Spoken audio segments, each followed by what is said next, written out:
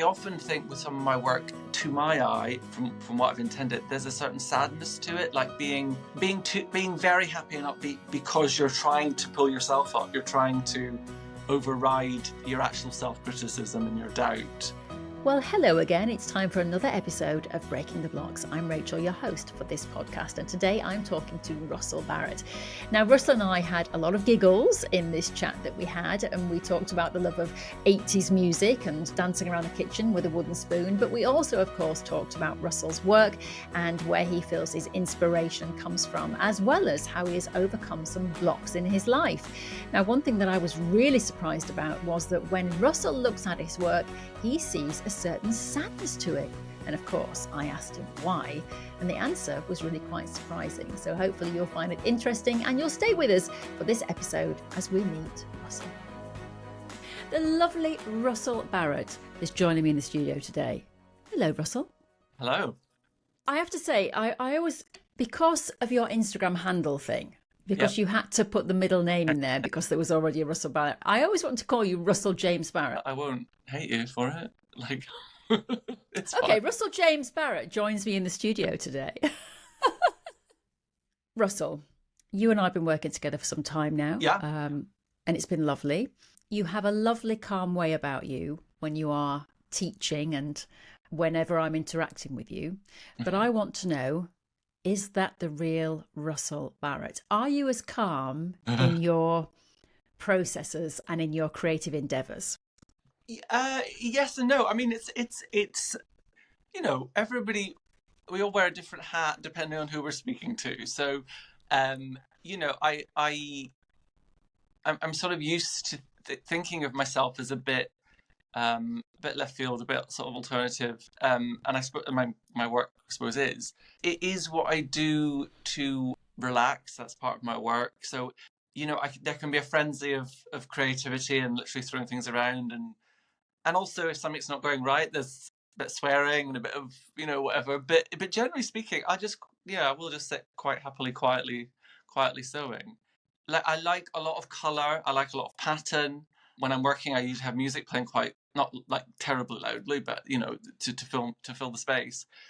So that's all my noise and chaos. I find it within myself, I'm usually quite centred. I mean, I'm quite a nervous person. I'm quite a shy person, so I don't make too much of myself around people I don't know, really. So, yeah. Well, that was what I was going to ask you about, actually, about, yes, being nervous and being shy. So we're going to come back to that in a second. Right. But I'm intrigued. What music do you play? I want to know what Russell's music is. Oh, well, I mean, it's always funny to discuss the genres because people get a bit confused, but sort of new wave, late disco, 80s kind of, I mean, a whole range of stuff. But generally, it's sort of fun, upbeat music is what I listen to. Yeah. And do you play that to get you in the mood for your creating? And do you sort of change the music to help you create regarding how you're starting to create? So what I mean is, if you're feeling a little bit low, do you put something on that's really kind of zippy to get you going and get you in the mood to create? Yeah, often the music I'm listening to helps to somehow funnel what I'm making. I often use song lyrics and song titles to title my work. Like there is a direct response to what I'm listening to, definitely, and it does create a mood. Yeah, definitely. Yeah. So you mentioned there that you're quite shy and quite quiet. Naturally. It's interesting, isn't it? Yeah, with artists. I was talking to Sarah Hibbert about this, about vulnerability, and whether she thought that all artists actually have to be quite vulnerable because you are putting your work out there and yourself out there. So where do you lay with that? Do you think you're quite an openly vulnerable person, or are you quite guarded?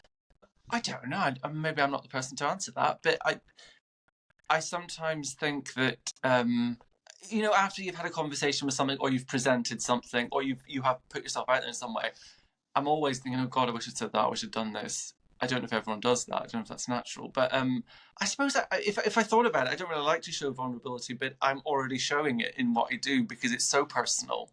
And I do agree with that. I think if you're creating art, you're making it for yourself. You're not making it for other people. So you are exposing a part of yourself within that, definitely. That's interesting that you said you don't like showing vulnerability. No, I think maybe that's not my personal life. I don't know. I don't. I don't really like I don't like people that bathe in their weaknesses, that use that as their personality. I don't really like that. I like strong people. Maybe because I feel weak inside, that I need some sort of direction, that I like that in other people. I don't know.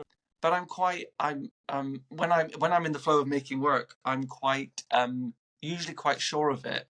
And it's already happened by the time I've thought about it. I'm almost on the finishing. Obviously, with quilts, there's the creative part, and then there's the finishing that all needs to be done. And when I'm at that point, I'm like, wow, I can sort of step back and go, oh, I'm really pleased with that, and it's already happened, and I haven't maybe overthought it. I'm going to have to pick up on something you said, though, Russell, because you said you like people to be strong because you feel quite weak inside. Yeah, maybe. So, what's the weakness inside of you that you feel? I guess sort of uncertainty about myself, and I was actually having a conversation yesterday. I mean, not to go into the whole story, but I had a bit of altercation with a person in a supermarket yesterday, and I ended up pushing past them because I got fed up of queuing, whatever. And I was thinking about that. I was kind of brought up, the way I was brought up to behave in public is to, look, reduce yourself, compact yourself, don't take up space, just work for the common good, get through things. And that's sort of how I've lived my life, despite that I'm quite showy with my clothes and maybe my style choices. I actually like to keep myself to myself. And I was having a conversation yesterday with somebody about that. There's a lot of talk online and sort of the younger generations about taking up space and being proud of that and being kind of a bit more bolshy and doubling down on who you are and who you feel you are and putting a label on it. And maybe I'm a bit uncomfortable with that in some ways. Maybe that's part of it, that I want to sort of, I want the colour and the brightness and the pattern and those sort of choices around me to do the talking. I don't necessarily want to do the talking. And I know other sort of creative types are often like that. And maybe I just feel embarrassed about having to explain things. And yeah, it's a funny old thing. As I say, people expect me to be quite, not full on, but quite chatty and quite confident. And I am when I get to know people and I feel comfortable. But that can take a while sometimes. And I sort of maybe worry too much about what people are going to think of me. I don't know. Oh, this is all very deep. It's got very deep very quickly, I hasn't know, it, very Russell? quickly. But that's what I'm aiming to do. Yeah. So it's interesting because you said something and I was just about to ask you the question and you kind of answered it, but let's look at that a bit further. So you said what you want the work to do is express your feelings. You want to tell the story through your work. So what are those feelings and what's the story? What do you want your work to express for you? We've had a conversation before about one of my pieces of work, that my idea for it was different from what somebody else saw in it, which is fascinating to me, and I love that, because we all do that with ideas and artworks. But I sometimes think that my work, generally speaking, is quite upbeat and happy, and that's sort of my overarching kind of thing that I want to share with people. It's sometimes hard to feel upbeat and optimistic. But also, I often think with some of my work, to my eye, from what I've intended, there's a certain sadness to it, like being very happy and upbeat because you're trying to pull yourself up. You're trying to override your actual self-criticism and your doubt. Like when a smile is too smiley and it ends up looking like a sneer, that sort of there's always I went through a phase many years of drawing mouths, and it was always a self-portrait, a representation of myself. And it was funny because some people would say that those drawings I was doing, they looked sort of threatening. There was a kind of menace about it because it was too smiley. And I always thought that was really interesting because that's not what I really intended. But when people said that to me, I was kind of like, maybe there is something inside of me that does sort of agree with that. That I understand that when I was a kid, I was quite. I mean, I did have friends, but most of my memories are of, I don't know, being on my own a lot and enjoying that. But it's always wanting to be something else. There was always a weird, I don't know. I was obsessed with pop stars and music and television, and I don't know. Not to get very heavy, but my parents split when I was very little, so that there was a deep sadness from being when I was very young. It really brought me into this kind of, that sort of very British thing of stiff upper lip and bucking yourself up and being like, everything's fine. and that's sort of how I react to things. Like, oh, if there's a drama or a crisis, you're like, no, but it'll be okay. It'll be okay. Don't turn a drama into a crisis. Just, work through the problem, and it'll be fine. Yeah, but I mean, generally speaking, I'm quite a happy person. I'm not. I don't think I'm pessimistic. Actually, I don't sort of like to revel in that. I mean, you're in your 30s. 40s. You're in your 40s. Mid-40s, yes. Oh my goodness me! I would have thought you were like 38 or something. Oh, That's amazing. Well, there you go.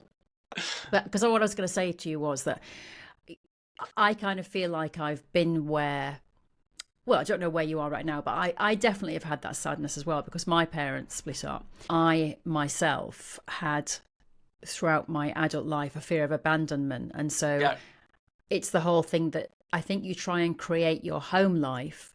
And when you sometimes say to someone, oh, you feel like home, that's not necessarily a good thing, because you're repeating your traumas. And it's only in the last 2 or 3 years that I've really started to understand that. So I absolutely get what you're saying about this inner sadness that you've had and that perhaps you've carried. I've worked that through, I think, through this community, building this community and meeting these amazing creative people and like-minded souls. Do you think you're using your creativity to work through your inner sadness? Broadly speaking, yes. I mean, my work, I do so much, it's almost like a compulsion. And I mean, sometimes I wonder, am I doing it to fill the space so that I don't have to think about other things? I don't know. I mean, I think more or less I'm a fairly balanced person. Like, I'm at a really good point of my life. Things are great, broadly speaking. So I don't sort of tie up too much sort of psychology in my work, I don't think. I mean, I could probably investigate it and sort of pick things apart, metaphorically speaking. I do feel like there's an upbeatness to my work, which is what I'm about. When I'm doing work, I always think about, is there life in it? Is there life in it? And like energy to it. And I'm glad that comes across. So. Yes, it does, because I was just thinking there of your, that I love that dancing shirt. I mean, I know I talk about it a lot, but it's one that just stands out to me. It's interesting because many, many years ago, I was, well, I've put it out there. I've told people I've had therapy in the past to try and overcome my childhood stuff. And I said that sometimes I felt like a carrier bag on the street that was out of control. It's like just been blown by the wind. And that's how I felt, that I was that bag. And when I looked at your dancing shirt, in a way, I kind of saw that, but in a far more positive way. It was like it was a happy shirt. It wasn't an out of control shirt. It was been blown by the breeze, or it was been worn by someone who was dancing and moving. Dancing with life, or whatever, one of those cards or whatever. Very much so, being joyful and upbeat. And I mean, I love to dance, and not in any formal way. I'm not that sort of, but I mean, a large part of my adult life, I was very into nightlife and going out, and I love to dance. It was a release. So that's very, very in tune with what I do now, even though I can't be bothered with going out anymore. I'm a bit old for that, but I dance at home still. So. I was going to say, do you still? Because I do. It reminds me of the Prime Minister scene in that film Love Actually. And that sometimes I'll do that. I'll put music on in the kitchen and I'll just sort of start with a hip shake. And then the next thing I'll be dancing around the kitchen as if I am on the stage at Wembley. I mean, I have been known to pick up a wooden spoon, I love it. No, our dancing is very important at our house. Most days we'll end up laughing at ourselves because it's just silly, but that's so important, I love it. Yeah, totally. Yeah.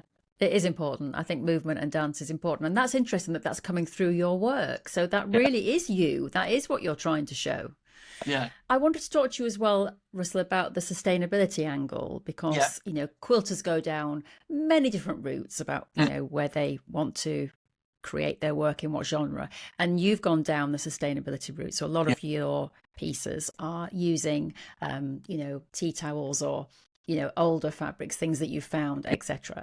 So where has that come from for you then? Why did you choose that? Was it a choice, or did you just kind of fall into it somehow?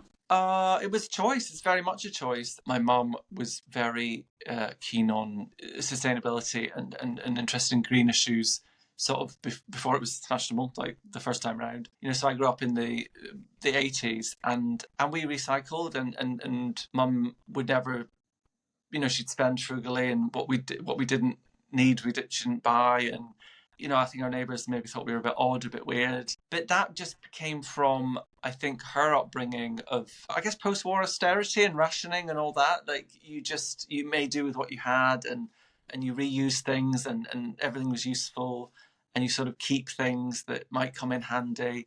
So that's very much how I grew up, that was just what we did. And then I think I had a few years off from that in my late teens, when, you move out, you get a credit card, and I went a bit wild.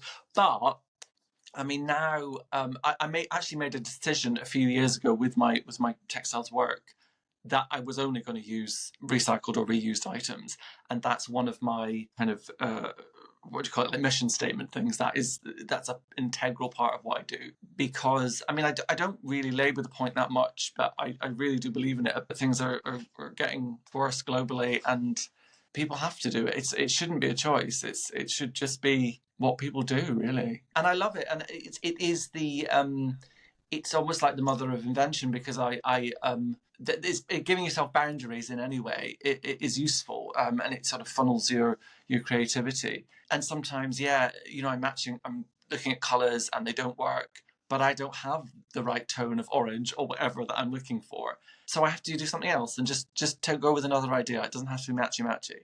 So yeah, and also it makes me use fabrics that I wouldn't necessarily normally sew with. Awkward fabrics that maybe aren't washable, or so it's sort of it broadens your palette in that respect as well. Yeah, but it's something I'm firmly into, and people over the years have asked me to, they maybe commission and asked me to do stuff, and I have done things in the past, for money, but I have a limit. Like I say, I can't just keep doing this with cheap fabric or newly bought fabric. But also, as a sort of, I don't know, psychological thing next to that, I mean, I have done training in pattern cutting in the past, but I actually have a kind of fear or a phobia of when you get brand new fabric and a lovely roll of it, and isn't it nice, and the colour and everything, it's scary to cut into it. It's scary to cut into something that's brand new, because you feel like if I ruin this, if I cock this up, then it's ruined. Like, and obviously it's not. You can reuse it for other things, but when you unpick a shirt or whatever, it's already been used, desecrated, or whatever. So it kind of it gives you a license to be more sort of playful and try things with it. In my mind, I mean, that's utterly made this up in my head, but I have spoken to other quilt adjacent people, and apparently it's quite a common thing, the fear of cutting into that new fabric and committing to it. And I just think that's funny, because I have always been like that. Yeah, I get that though. I've heard that from other people. I have heard it. In a way, I think what people say is that they save their fabrics for best. That's what they do. And I think it's a similar kind of thing to what you're saying. That once you've cut into that, it's and so they save these fabrics. Don't want to ruin it. That's the other thing. You sort of, it's like I don't know, a sort of false economy or something. You think you've bought this thing because you're going to do something with it, and then you never use it, and it's like a what's it, an albatross or whatever that you can't do it with, but it's like hanging around your neck, and then you get into a weird thing of your stash, and then you're just buying more because you don't want to use the original one. It's a bit silly. So yeah. Do you ever go into fabric shops and just sort of peruse new fabrics and have a moment of temptation? Yeah, I mean, often I'm looking in remnant bins, for example, picking scraps. But it's lovely. I mean, I love textiles, so it's nice to see. I can go in and sort of be judgmental about all the cheap fabrics. But, you often can, you're looking at trimmings and you're looking at equipment and all sorts of things. I still have a warmth and a love for fabric shops. I mean, because as I say, when I was a child, my mum made a lot of clothes and homewares and stuff that we had. So we were often down to the local fabric shop to buy a few meters of something, and mum would use it. So it's very much in my history, and I'm sort of comfortable in those places, queuing with all your rolls of stuff and get it. Do you think that's where it comes from then? Your whole, your career, your creativity, your wanting to make things is from your mum? Because I know she used to make knitwear patterns, didn't she? Yeah. I mean, it's in my blood. She with a friend of hers when my brother and I were little, she ran a knitwear business Mm. for a few years. So that we always had the smell of wool and the big knitting machine in the back of the living room and the noise of that going all the time. And as I say, she always made things and would, set her mind to like recovering the sofa or making a bag or making. We did local amateur dramatics groups. You'd always make costumes and stuff. And then before that, like her mother made dresses for a time. I believe made wedding dresses.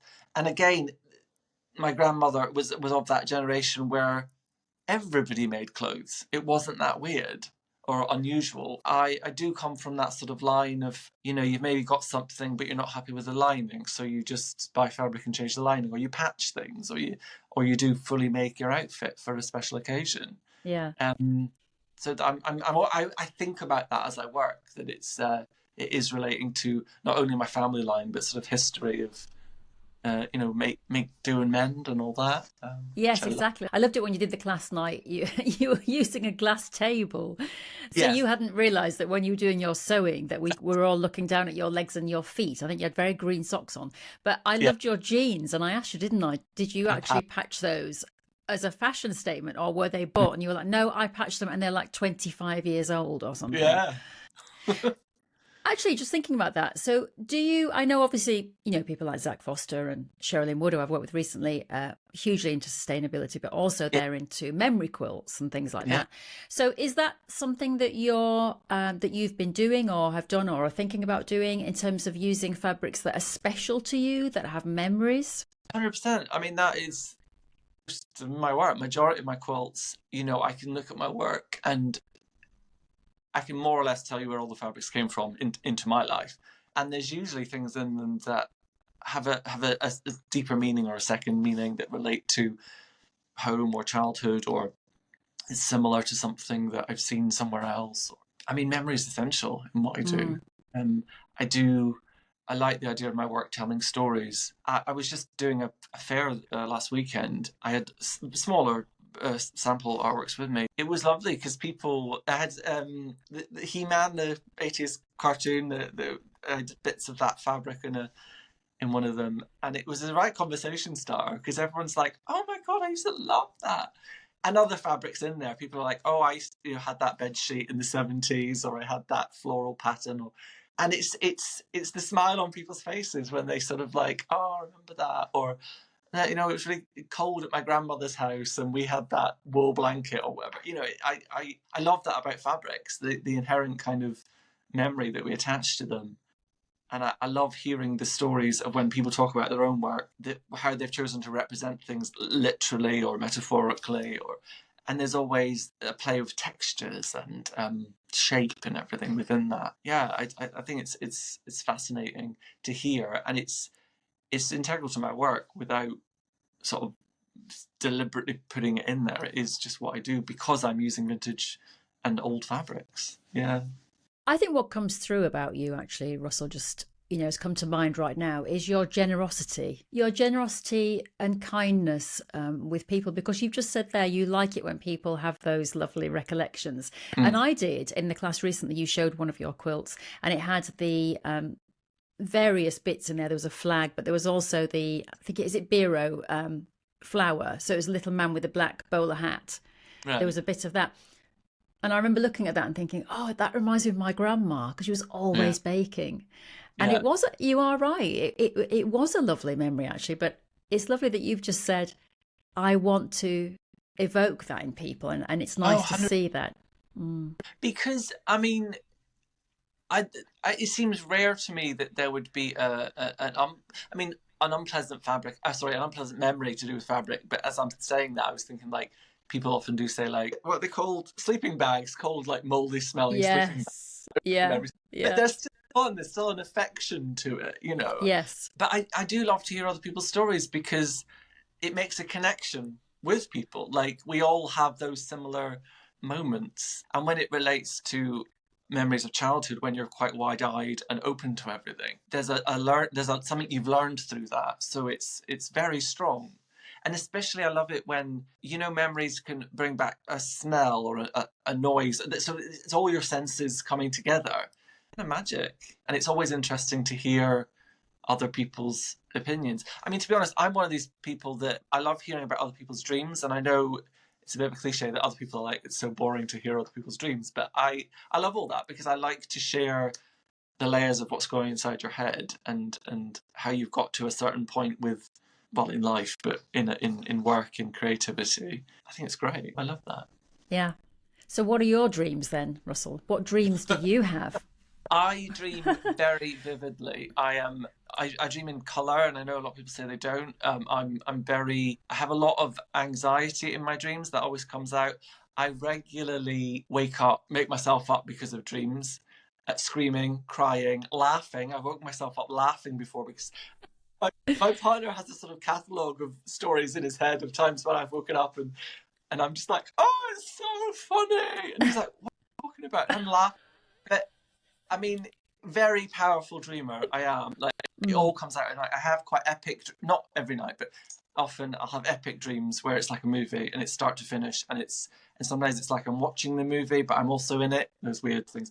But sometimes I write them down because it's so powerful, and I just like to sort of pick it apart. And most of our dreams are just low level anxiety during the day just coming out, but I find it quite interesting. I've never looked into any sort of therapy to do with that, but I have very strong dreams. And it's interesting because I speak to colleagues and friends, and some people don't remember their dreams ever. They're just like, no, I don't. It's not a thing. But I have absolutely wild dreams that are a tapestry of all my influences and music. And I've had dreams before where Pet Shop Boys have done the soundtrack because I love the Pet Shop Boys, and I've made up Pet Shop Boys songs in my head that sound like them, but it's totally not them.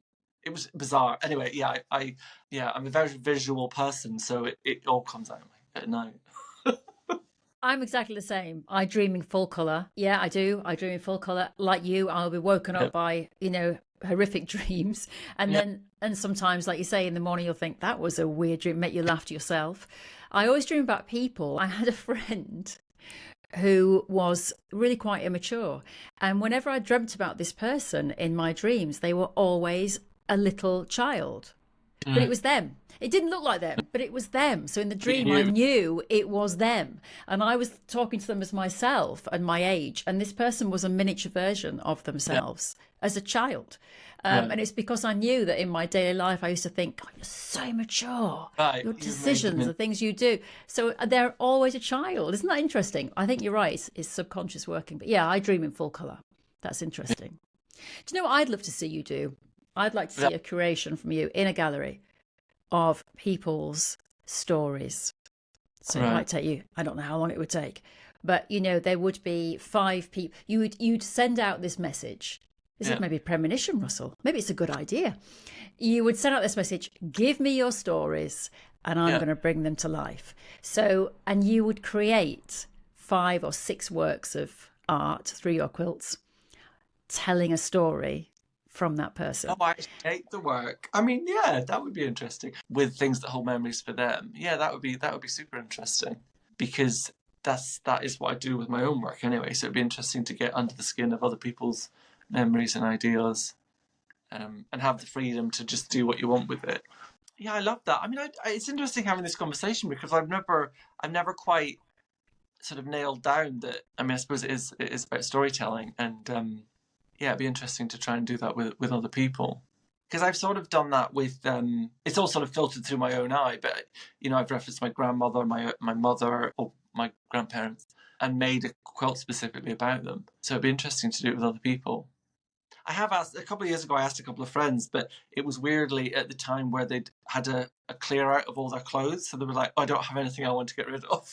So I was like, oh, well, I'll ask you in a few years. Yeah. That would be fun. Oh, well, I'll save some of my clothes then, just in case Russell ever asks me to donate some clothes and make a story of this lost little child out there as an adult. So what would you like to, apart from now curating this gallery, which we're so going to do, Russell, so going to do. I'm saying I'm not going to do anything. I'm just going to come to see it. I want the plaque over the door, though. I want the plaque over the door in honour of Rachel Pearman of Crafty Monkeys. So your lovely yellow dancing shirt Mm. What is that story? What's behind that? Well, I made that. It's a purple shirt on a yellow background. Oh, it is, right, okay. Yeah, yeah, Isn't that weird yeah. that I see it as yellow? Why do I Yellow. see it as a yellow shirt? Do you like yellow I normally? do. I love yellow. Yeah, you must just connect That's with the. weird. Or maybe I'm colourblind and I never knew. That explains a lot. Um, What are you um, saying? I've got terrible dress sense. That explains a lot, Rachel. Where you turn up looking. I started that just as I bought the shirt. It was a vintage shirt that I bought in Amsterdam, and the yellow is actually trousers, karate pants that I'd actually bought in Amsterdam on a previous trip. I like going to the Netherlands, and I just loved the fabric. It really spoke to me. It's purple sort of gingham, and I really liked it, and I wanted to use it, and it was too small to wear. And originally I was going to use the panels and attach it to another top to wear it, and then I'd lain it down, and I liked the way it was lying because it was sort of dancing. I've done that many times with quilts.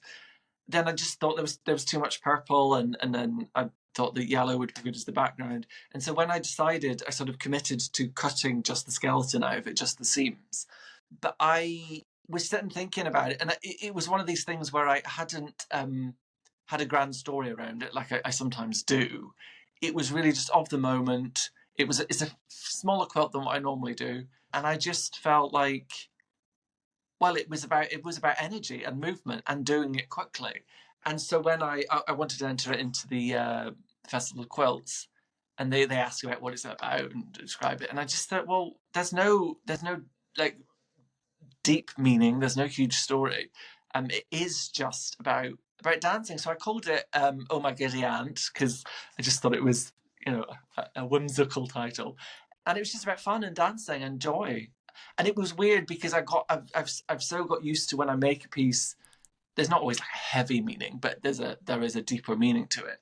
And suddenly I was like, oh, it's actually quite nice to sometimes do work that is much quicker, and it just looks nice. Like it just says joy. There doesn't have to be well, this fabric means that, and this means that, and this correlates to that.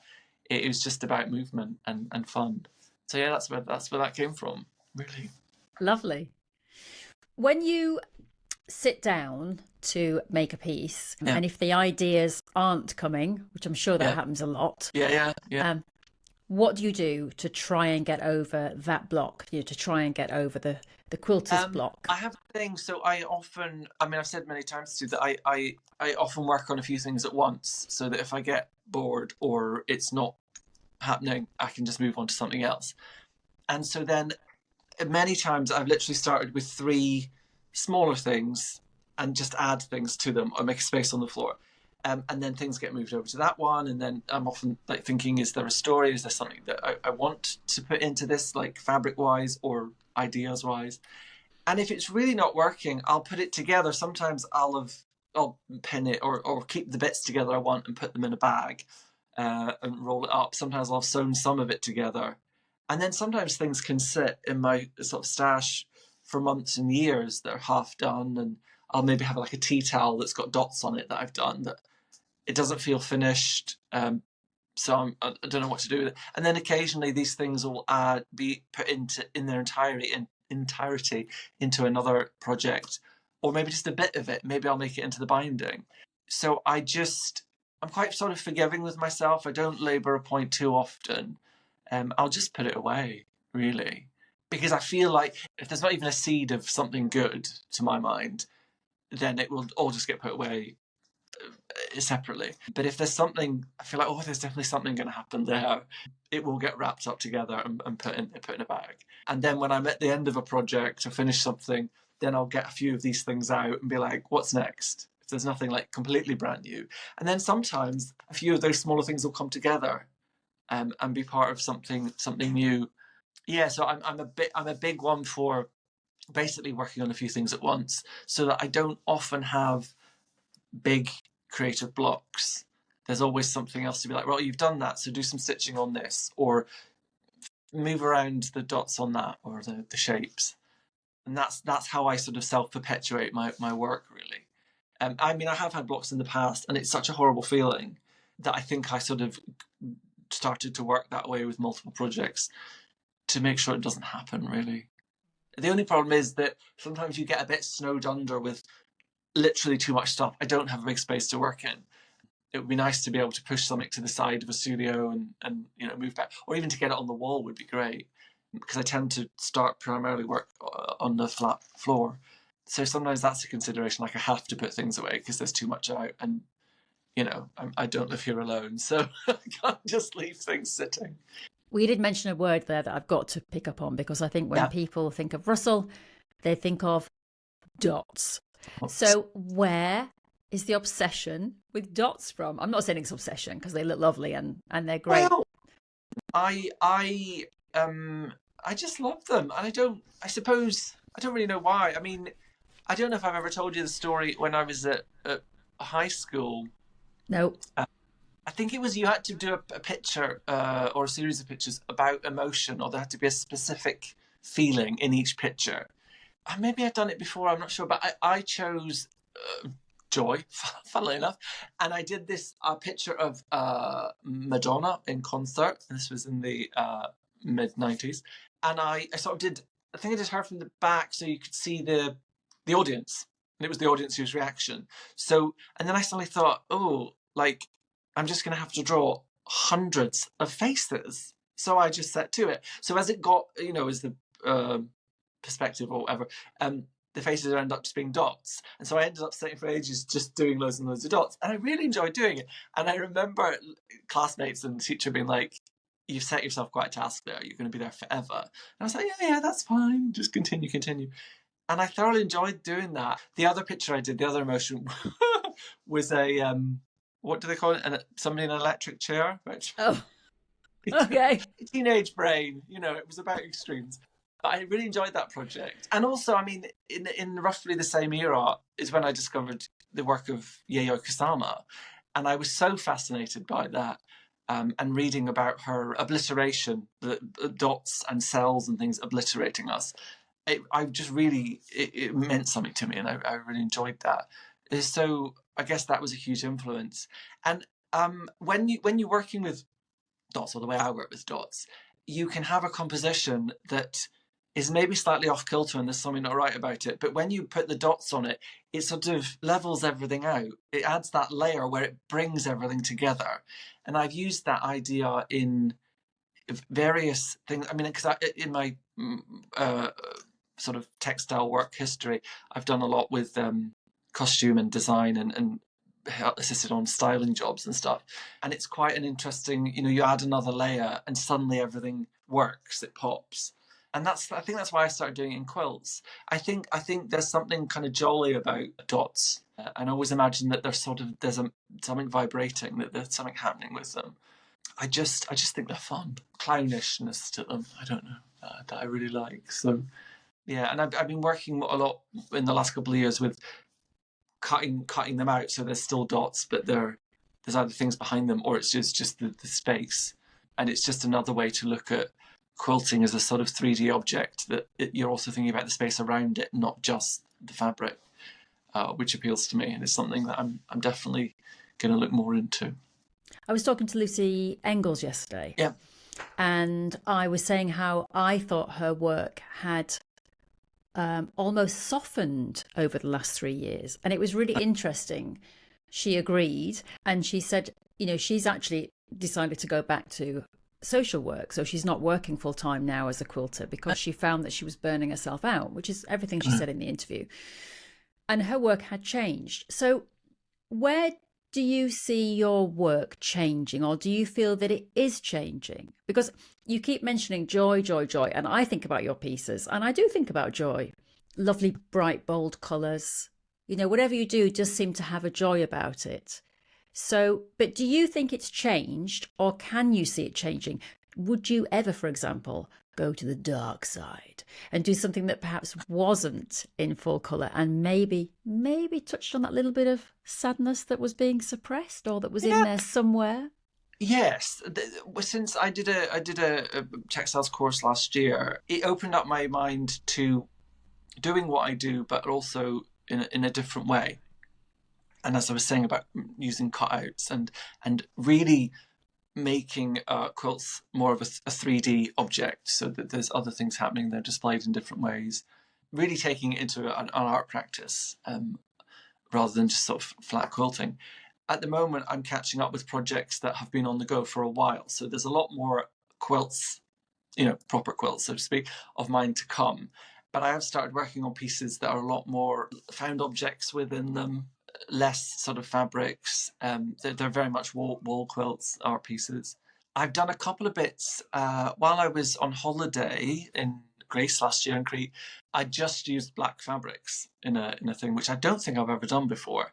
But some of the fabrics were sort of satiny, so there was a play with shine and texture. Yeah. And I really enjoyed that. And I decided years ago, that I was going to start doing a series of quilts that were just one colour. And so far I just did blue, and I've started yellow, and I've started red, but they're not finished yet. So black obviously plays within that. I'm not afraid of using, darker colours or dull colours. I think that's it's an interesting challenge to put those parameters around you to see what happens in your style. So it's definitely something that will come along when I get around to them. I don't know if I would literally use it as a way of like talking about sadness or something. I don't know whether that's something is in the top of my mind. I've occasionally used fabrics that are not bright and jazzy. My mom actually gave me a load of her old trousers and jeans, and she'd said in a note like that they're not the colours that you use because they're sort of very natural kind of middle hues. But then I was able to go right, okay, so I'm going to use them as a background and then put something else on top of them. And so there's a mixture. It makes light colours pop even more. Sorry, brighter colours, actually, not lighter colours. So I'm very open to that, and it's something I would like to use to expand my practice and to see where it takes me. And maybe, I've done a lot of, I don't know if I've really posted work, but I've done a lot of checks more so than dots. So I'm moving into that as well at the moment. Is there an untold story about Russell Barrett that we need to know? I don't think so. We'll just have to wait and see. Yeah, I mean, there's I don't have any great stories to tell specifically in my work yet. We'll see. I mean, maybe in a few years' time my work's changed into something different, but I don't have any certainly great plans to. I mean, apart from what I was saying earlier, I don't have any huge plans to mix it up. No, I don't know. I don't know how to answer that question. I'd quite like to collaborate with some more people, and see what results from that. Which you'll be doing with my VIP club next year. That's yes. But for myself, I'm happy with where I'm at and where my work is going. I just wish I could do more. I wish I could work quicker and finish more things while I still have a full-time job as well. It's a bit difficult. So yeah. Well, is there? Because I always ask this question at the end. Right. Is there a motto that you have in life? I had something for this year that I promised myself around about New Year's time, as you do, that I was going to be more bold this year and just make bold decisions and say yes to everything and be really kind of like, up for it, which I've done, more or less. I mean, one thing that sticks with my head, as I was saying, I used to do styling work, and a good friend of mine that I used to work with, she always said to me that I was very good with coming up with sort of alternatives when other people are blocked for creative decisions. And there was one evening that we've spoken about since where she was getting ready for something, and I said, "Oh, you're trying to be matchy. Go with a different idea. Go with something completely different for your top layer or whatever." And she wore something that was completely not right, but so right. And I suppose that's often what I do. Like, don't believe what you know. Sort of just, or is the other way around? I don't know, but just be open to other ideas and don't sort of box yourself in too much. I'm always open to new worlds, ideas, things, and I think it's important to keep your work fresh. So if you can somehow sum that up, if people can take away something from that would be my motto: to always be open to new things. So, push those boundaries. Yeah, absolutely. Yeah, like you were when I asked you to teach, and you said no 3 times, and then you said yes. But that's another. You're stepping into something else to be like, actually, I can do this in my own sort of way, and you've already, and then a few steps down the line, you're like, oh, remember that? Remember when I didn't think I could do that, in so many areas in life, a good way to try and keep in the forefront of your mind. Well, I have absolutely loved talking to you today, Russell, and I'm intrigued and interested to see where you go in terms of, do we suddenly start seeing darker quilts? Do we see less joy? Or, does it continue? And do you ever get that curated, wonderful gallery of people's stories? I sense it. Love to. We've manifested it. It's going to happen. It's going to happen. Well, thank you so much, lovely Russell. Thank you. It's been a pleasure. Yeah. Thank you. I'll see you again.